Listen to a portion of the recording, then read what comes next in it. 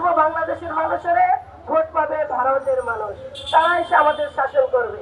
আরে ভাই, আমরা ভোট দেবো ধানের শেষে আমাদের এলাকার নেতাকে, দুঃখ দুঃখ স্বাধীনতা যা কিছু আছে তাদের কাছে আমরা বলতে পারবো। আমরা কি আরেক এলাকার মানুষের কাছে এটা বলতে পারবো? আমরা বিএনপিকে ভোট দিব, জামাত ইসলাম আমাদেরকে আমার এলাকায় শাসন করবে? এটা কখনো হয়? এইসব বাংলামি, এইসব ফাজলামি আপনারা বন্ধ করে দেশে ভোট দেন। দেশের মানুষের, এই দেশের মানুষ জবাবদিহি সরকার চায়। আমরা যে যাকে ভোট দেবো তার কাছে আমাদেরকে জবাবদিহি থাকবে, কিন্তু এই উল্টাপাল্টা নির্বাচন দিলে আমাদের জবাবদিহির কারণ থাকবে না। তাই আমি বলতে চাই, এই সমস্ত বন্ধ করুন, দেশের এই স্বাধীন বাংলাদেশকে স্বাধীনভাবে চলতে দেন। মানুষের গণতান্ত্রিক অধিকার প্রতিষ্ঠা করার জন্য আবার দ্রুত নির্বাচনের ব্যবস্থা করেন। আপনারা এই দেশের যে আওয়ামী লীগ সরকারের তারা সরকার, এমপি, মন্ত্রীরা আজকে দেশে ঘুরে বেড়াচ্ছে, কিন্তু তাদেরকে আপনারা গ্রেফতার করছেন না।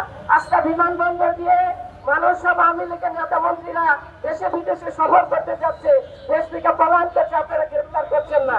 আপনারা বারবার যে সংস্কার খেলা শুরু করেছেন, এই খেলা বন্ধ করুন। জনগণের মনের অবস্থা চিন্তা করুন, দেশের উন্নয়নের কথা চিন্তা করুন, এই দেশের স্বাধীনতা নিশ্চিত করুন, মানুষের ভোটের অধিকার নিশ্চিত করুন, এই দেশের উন্নয়নের কথা ভাবুন।